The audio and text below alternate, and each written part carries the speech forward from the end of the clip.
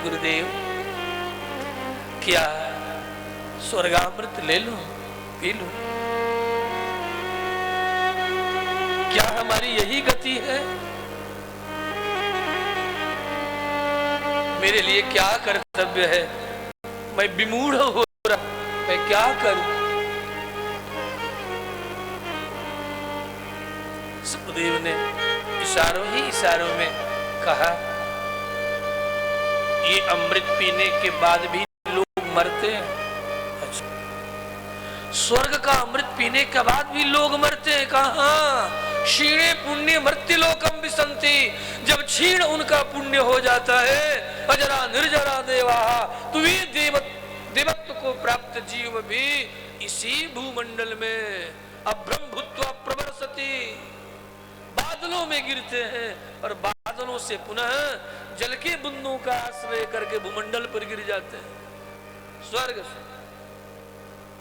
छांदोग्य श्रुति कहती है अभ्रम भूत्वा प्रवर्सति, अभ्र का आश्रय लेकर के पुनः इसी भूलोक में वे गिर जाते हैं और फिर जन्म मृत्यु के चक्र में उलझ जाते हैं। स्वर्ग का अमृत पीने वाले कुछ काल के भले अमर हो राजन, लेकिन वे भी पुनः पुनः जन्म और मृत्यु के चक्र में उलझ जाते हैं। लेकिन जो हम तुम्हें पिलाने वाले हैं, इसे पीने के बाद महुआ हो या अंगूरी, पीना नहीं जरूरी।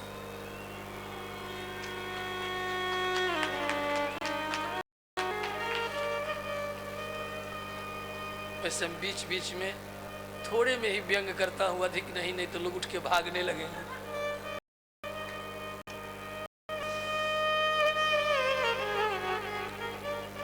कुछ एक होंगे ऐसे, या तो महुआ वाला चाहिए, वैसे बिहार में बंद है, झारखंड से सप्लाई हो रहा है, ऐसा मैंने सुना है।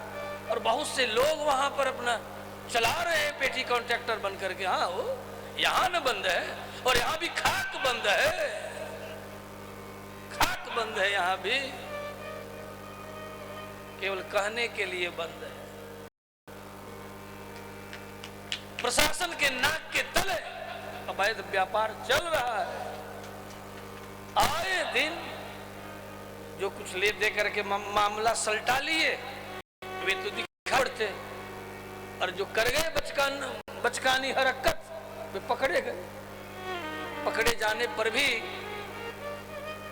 न जाने पर भी अस्तु। अब ये बात यहीं तक, ये कृष्ण कथा है। लेकिन हम कहां तक गिर गए हैं, वहां से उठने की कथा है, वहां से उठाने की कथा है। उसी को कहते उज्जीवन, उत्कृष्टम जीवनम उज्जीवनम, उत्कृष्टम आनंदमयम जीवनम उज्जीवनम। ये उज्जीवन की कथा है, कृष्ण कथा।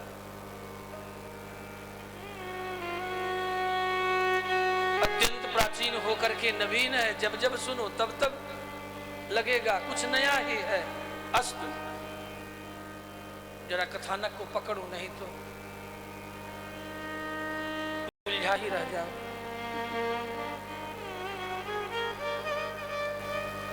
परीक्षित को इशारों में सुखदेव मुनि ने समझा दिया। काहे सौनकादि मुनियों तदा ऋषिगणाः सर्वे विस्मयं परमं ययुः, प्रपास्यामो वयं सर्वे श्रीमद्भागवतामृतम्। परीक्षित ने कहा, देवताओं कहां? कांच और कहां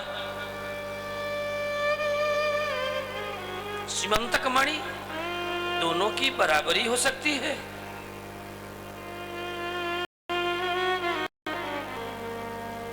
दोनों की बराबरी नहीं हो सकती। ब्रह्मरातो विचार्यैव तदा देवान्यहासः।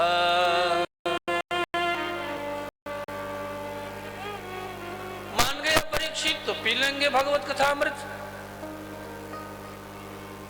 और कहीं पहचान गया भगवत कथामृत का मूल्य तो कहेंगे हम तुम्हारी परीक्षा लेने आए थे। कुछ लोग ऐसे होते हैं,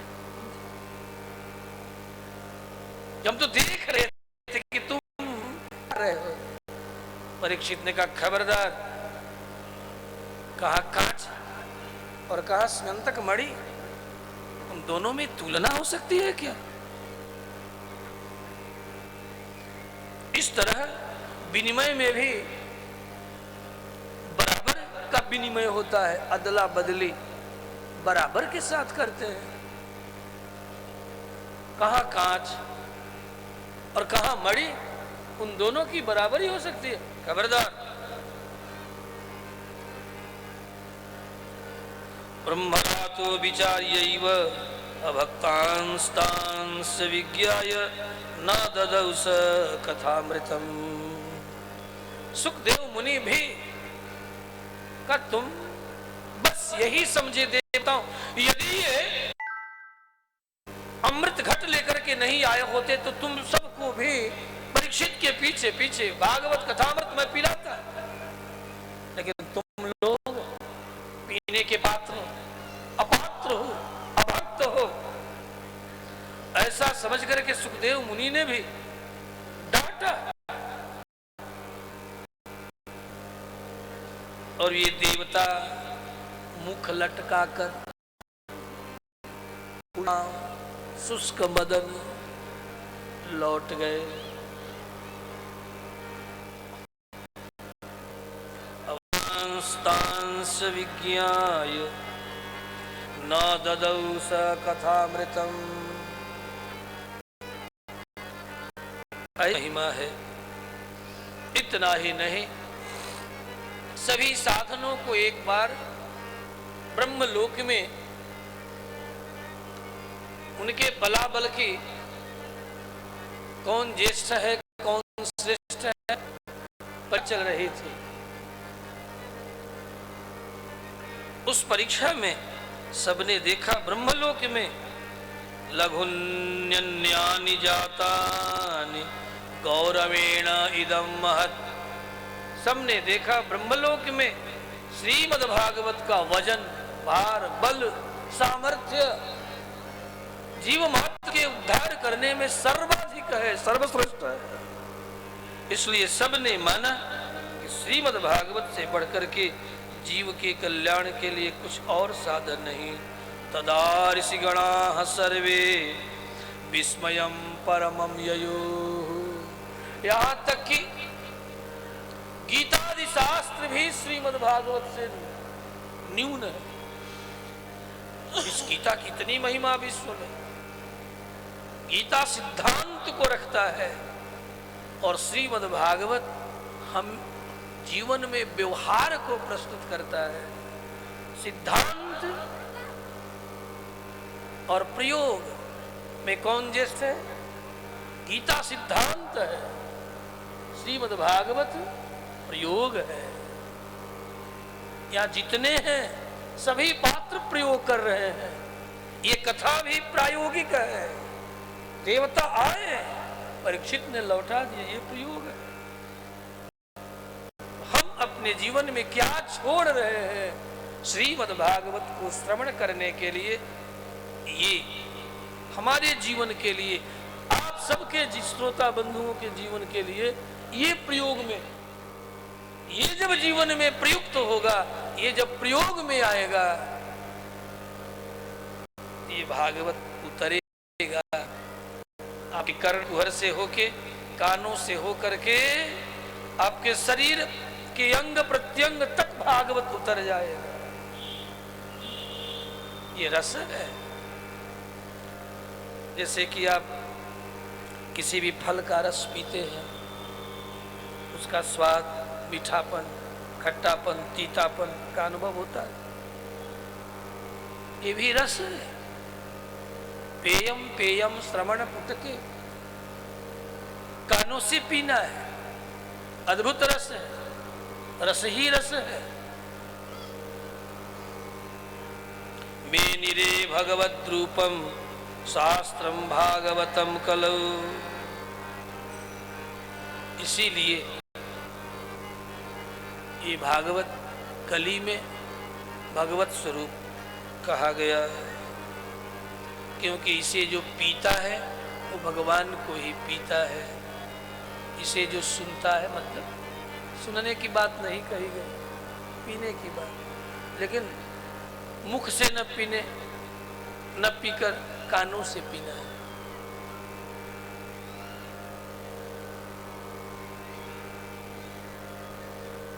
जब तक प्रेमाधिक्य नहीं होगा तब तक व्यक्ति पी नहीं पाता।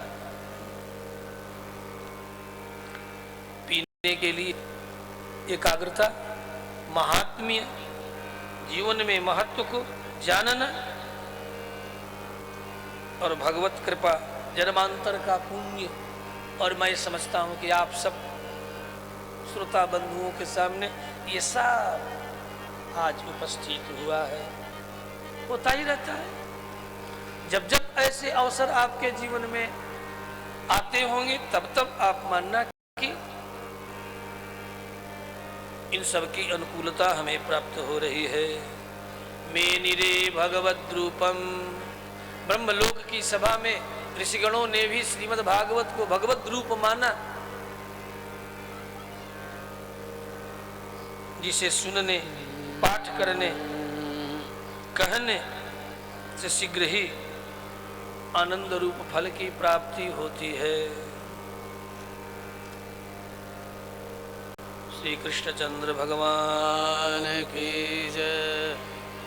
सौनकादि मुनियों से सुत जी महाराज इस प्रकार श्रवण करा रहे हैं। सुत जी ने कहा, सुनो देखो, इस संबंध में हम सिद्धांत कुछ एक बातें कहूं तो आप न समझ पाओगे। प्रायोगिक एक बार की बात है। मुझे तो मुनिवर सुखदेव ने एकांत में सुना दिया। सुत जी ने कहा, उनके एकांतिक शिष्य है सुत जी। सुखदेव मुनि ने जंगल में सुत जी को सुनाया, इसलिए कहा भी सुखेन मम यत् प्रोक्तम् रहस्यस्य विचार्य च अत्र ते कथयिष्यामि भक्तियुक्तं कथानकम्। हे सौनकादि मुनियों, भक्ति युक्त, प्रेम युक्त कथानक मैं तुम्हें सुना रहा हूं, जिसे सुखदेव मुनि ने मुझे एकांत में कहा था। इसके द्वारा इस भागवत की बड़ी महिमा आप सबको समझ में आ जाए। वैसे तो आप लोग बहुत बार सुने होंगे, फिर भी अनुष्ठान प्रसंग के क्रम में अत्यंत संक्षिप्त उन्होंने तो विस्तार से सुनाया, मैं थोड़े में सुनाया। एक बार की बात है, सुत जी ने कहा, ब्रह्मा के 4 ज्येष्ठ कुमार है, सनक, सनंदन, सनातन, सनत। आप लोग सुने होंगे, सुने हैं? सनक, सनंदन, सनातन, सनत, ये 4 ब्रह्म कुमार कहलाते हैं। भगवत चरित्र का अनुभव गुणगान किए करने के कारण ये सदा इन पर आयु का प्रभाव नहीं पड़ता। भगवदीय भगवान का संकल्प है, ईश्वरीय संकल्प है, भगवत अनुभव का परिणाम है। अस्तु, एक बार ये 4 हे सौनकादि मुनियों निकल पड़े कि चलो कहीं एकांत शांत वातावरण पाएंगे, वहीं चल करके भगवत चरित्र का अनुभव करेंगे, कहेंगे, सुनेंगे, आपस में चर्चा करेंगे। तो 4 कुमार चलते चलते चले आए इसी भारतवर्ष के हिमालय की ओर, और हिमालय की चोटियों से नीचे उतरने लगे। जहां उतर रहे थे वहीं पर नारायण और नर पर्वत के मध्य में अलकनंदा भगवती गंगा प्रवाहित हो रही थी। 4 कुमारों के सामने से देवर्षि नारद का आगमन, और देवर्षि ने इन 4 कुमारों को देखा।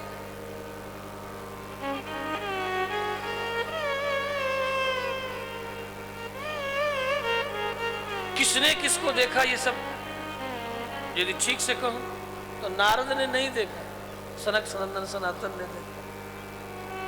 कभी कभी व्यक्ति का चित्त उद्विग्न होता है ना, तो सामने से व्यक्ति गुजर जाता है, देख नहीं पाता। नारद बड़े उखड़े चित्त वाले, सारी दुनिया से घूम करके आ रहे थे, कहीं इनका चित्त शांत नहीं हो रहा था। कारण कली आरंभ हो चुका था, कलयुग की कथा है, द्वापर जा चुका था। भगवान कृष्ण अपनी सारी लीलाओं का उपसंहार करके और दिव्य लोक पधार चुके थे। देवर्षि नारद बड़े उद्विग्न थे, इसलिए चारों कुमारों ने देवर्षि नारद को देखा। ददृशुः तत्र नारदम, नारदम ददृशुः, नारदम दृष्टवन्तः ते कुमाराः चत्वारः। उन चारों कुमारों ने नारद को देखा, नारद ने नहीं देखा। ये चार थे, वे एक थे। इसकी इनका चित्त उद्विग्न था। और देखते ही इन चारों कुमारों ने कहा, चूंकि बड़े हैं, कहा नारद, एक वचन में छोटा भाई है नारद, तू बड़ा उद्विग्न लग रहा है, क्या बात है? तेरे चित्त में तो निरंतर भगवान श्री हरि चित्रित होते रहते हैं, नर्तन करते रहते हैं, और आज तुम्हारा चित्त बिल्कुल शून्य जैसा, क्या बात है? क्यों तुम्हारी ऐसी दशा है? इदानीम शून्य चित्तोसि गतवित्तो यथा जनः। ऐसा लग रहा है जैसे कि किसी घर में डाका पड़ जाए। मान लो भगवान न करे कि पड़े, मिथिला कॉलोनी वाला निरापद है ना, या डाका नहीं पड़ता ना, सब ठीक ठाक है, चोरी वगैरह तो नहीं होती ना। हाँ, तो ये कथा जब तक चोरी ना हो तब तक समझ में ना। किसी घर में डाका पड़े और अगले ही प्रातः परिवार के सारे सदस्य, उन सदस्यों का जो चित्त उद्विग्न होता है, ये वही समझेंगे। गतवित्तो यथा धनः, जैसे कि किसी घर में डाका पड़ जाए रात में, और सारी दुनिया इकट्ठी हो, क्या हुआ क्या हुआ क्या हुआ, मुख उदास है, उद्विग्न है, मुख पीला पड़ा है, कंठ रुद्ध है, और सबसे अपनी बातें सुना रहे हैं। तो क्या बताएं, 4-4, 10-10 आए और सबको बात करके हैं? और जो कुछ भी था सब लूट लेकर चले गए।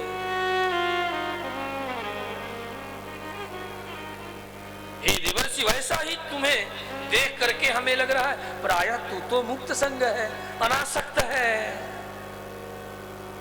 संसार में तुम्हारी कहीं आसक्ति नहीं। फिर भी तवेदम मुक्त संगस्य नोचितम बद कारणम, यदि कोई ऐसी गुप्त बात न हो जिस कारण से तुम इतना उद्विग्न है। कभी कभी किसी का किसी के प्रति आसक्ति हो जाए, जिसे दुनिया वालों से बताना नहीं चाहता, या जरा और खुल के कहो, किसी का किसी से प्रेम हो जाए दुनिया में, बताना नहीं चाहता, और उस प्रेमी ने उसे ठुकरा दिया, उसके मन की दशा बड़ी अद्भुत होती है। अब जिसके जीवन में ऐसी घटना घटी हो, वो समझे, हमें क्या, हम क्यों समझे? नोचितम बद कारणम। इसीलिए चारों कुमारों ने कहा, देवर्षि यदि कोई ऐसी बात न हो, कहने लायक हो तो कह, और कुछ ऐसी एकांतिक बात हो तो भले मत बता। नोचितम बद कारणम, उचित हो तो कह, उचित न हो तो मत कह। लेकिन तुम्हारे हृदय में तो भगवान सदा नर्तन करते रहते हैं, तुम्हारा चित्त कभी उद्विग्न होता नहीं, बताओ क्या बात है?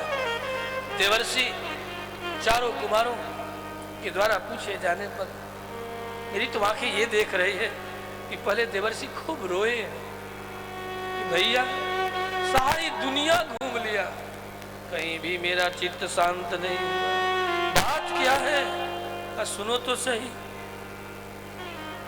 कोई भी ऐसा तीर्थ नहीं जिन तीर्थों में गया नहीं, लेकिन वे तीर्थ भी हमें तार न सके। पुष्करम च प्रयागम च काशीं गोदावरीं तथा। तीर्थों के गुरु पुष्कर के भी शरण में गया, जहाँ अनेक बड़े बड़े ऋषि महर्षिगण इकट्ठा होकर के बड़े बड़े प्रयाग करते हैं, जाग ही नहीं प्रयाग, जिसके कारण उस क्षेत्र का नाम ही, तीर्थ का नाम ही प्रयाग पड़ गया।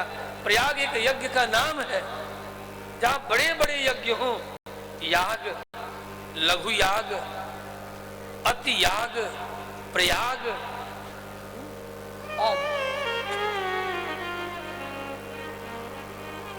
उत्कृष्टम यज्ञम प्रयज्ञम यागम प्रयागम।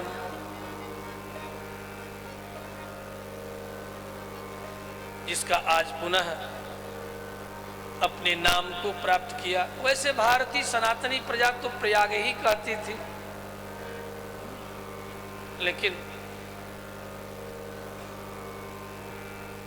लेकिन गुलामी के कारण इलाहाबाद लोग कहने लगे अल्लाहाबाद या इलाहाबाद।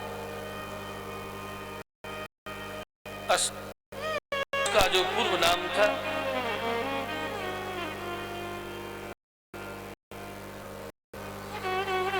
वह उस गौरव को प्राप्त करे, अपने नाम को प्राप्त करे, ये तो न्यायपूर्ण ही है, होना ही चाहिए। अस्तु। श्री कृष्णचंद्र भगवान की जय।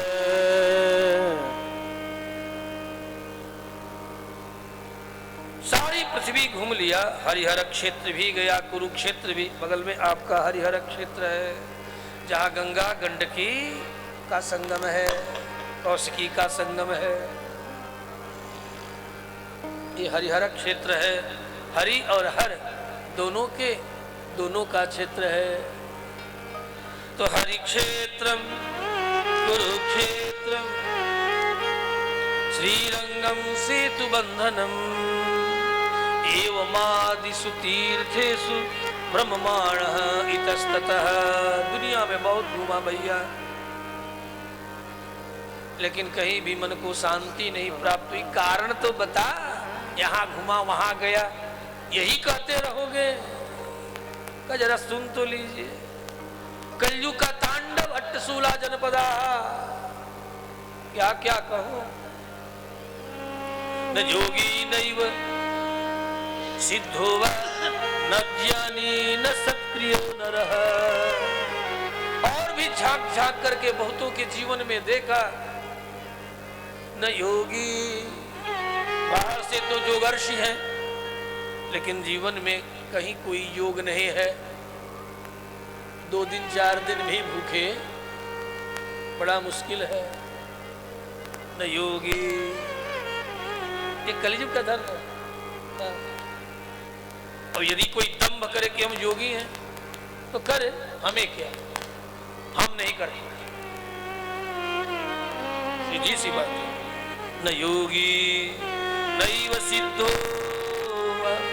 न ज्ञानी न सत्क्रियो नरः। सारी दुनिया में घूमा, योगियों के कुलों में घूमा, कलयुग का ऐसा दामानल देखा। कली दावालने नाद्य साधनम भस्मतांगता।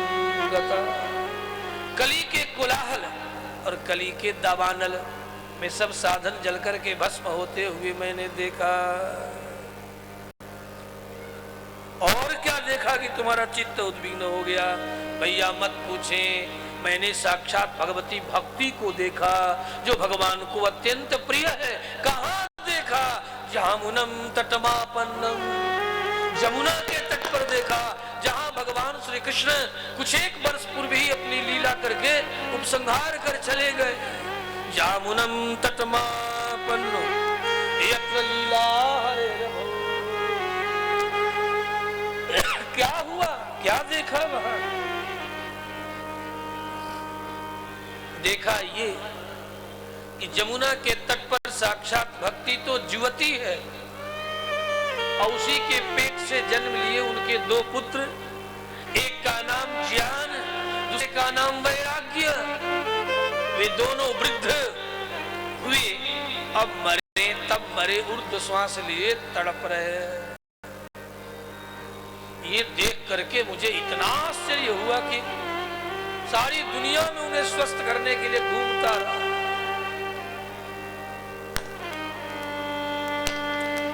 आगे क्या हुआ? उस भक्ति ने जब मुझे देखा तो कहा, ओ महात्मन, भो साधो, ओ साधो क्षणम तिष्ठा। ठहर तो जाइए, जरा मेरी बात, मेरी पीड़ा तो सुन लीजिए। जरा मैं बुलाए जाने पर निकट चला गया, और जब निकट गया तो रो रो करके बुरा हाल उस देवी का।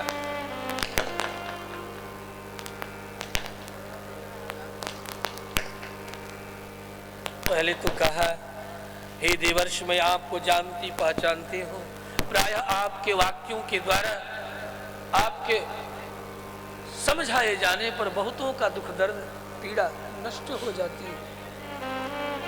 हमारी भी पीड़ा आप शांत करें।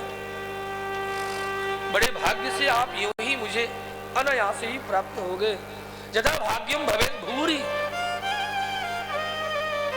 भवतो दर्शनम तदा, तभी आपका दर्शन प्राप्त होता। वैसे भी जीवन में सच्चे संतों का समागम मिलना भगवान की इंद्र हेतु की कृपा का परिणाम है। बंधु निर्मल संत मिला ही परते ही। मानसकार ने गाया, निर्मल मन जन सो मोहे, निर्मल संत मिला ही परते, निर्मल संत मिला ही परते, राम कृपा कर चितवाजे, निर्मल भक्त मिले भगते ही, निर्मल संत मिले भगते ही, राम कृपा करे चितवाजे ही, राम कृपा करे चितवाजे ही, निर्मल संत मिले भगते, राम कृपा करे चितवाजे, राम कृपा करे चितवाजे, राम कृपा करे चितवाजे। जब तक हरि कृपा न हो तब तक जीवन में कोई निर्मल संत नहीं मिलता। आप मिल गए, निश्चय ही मेरा दुख दूर होगा। प्रायः बहुधा तव वाक्य विना दुख शांति भविष्यति। प्रायः आपके वाक्य मात्र सुनने से लोगों का, जीवों का दुख दूर होता। जिन्हें आप मिले भगवान से आपने जोड़ दिया, मिला दिया। मैं जानती हूं आप कौन है। हे देवर्षि, हे साधो, आप कृपा करो। संतों का हृदय बड़ा निर्मल होता है।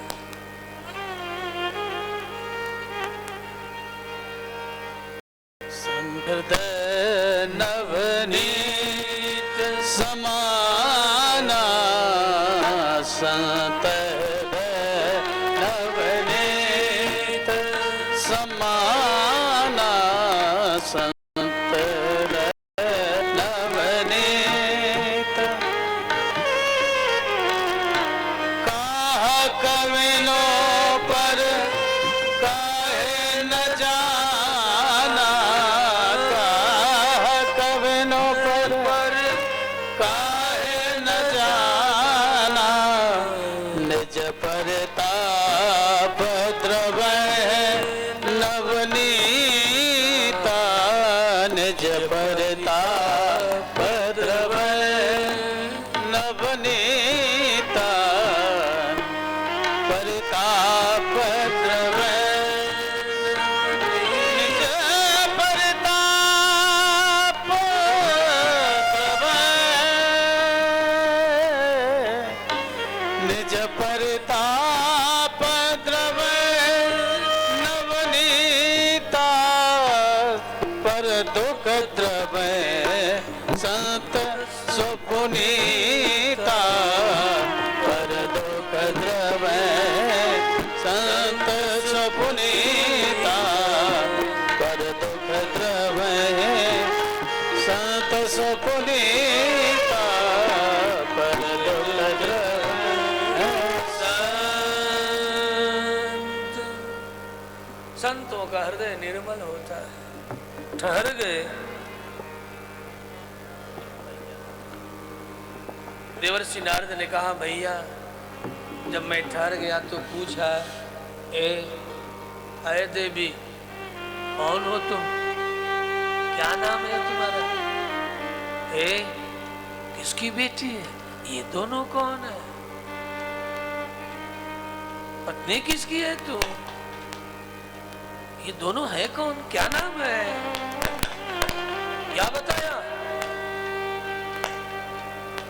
उन्होंने कहा, अहम भक्ति रीति ख्याता। सारी दुनिया में जिस भक्ति की इतनी ख्याति है, इतनी महिमा है, जिस भक्ति को प्राप्त करने के लिए जीव अनेक तरह का साधन करता है। प्रथम भक्ति संतन कर संगा, दूसरी रति मम कथा प्रसंगा, गुरुपद पंकज सेवा, तीसरी भक्ति अमान। अनेक साधनों का आश्रय लेता है। चौथी भक्ति मम गुणगन करे कपट तजि गान, मंत्र जाप मम दृढ़ विश्वास, पंचम भजन सुवेद प्रकाश, छठदम शील बहु कर्म, निरत निरंतर सज्जन धर्म, सातम सम मोहिमय जग देखा।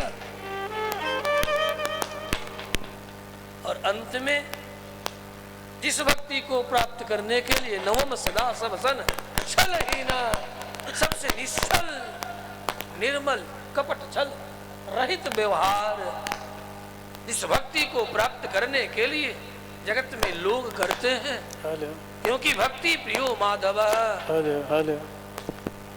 वह प्रेमियों का परमात्मा भक्ति प्रिय है, उसे भक्ति प्रिय है, वह भक्ति के द्वारा प्राप्त। भजनम भक्ति, ये भक्ति क्या है, भजनम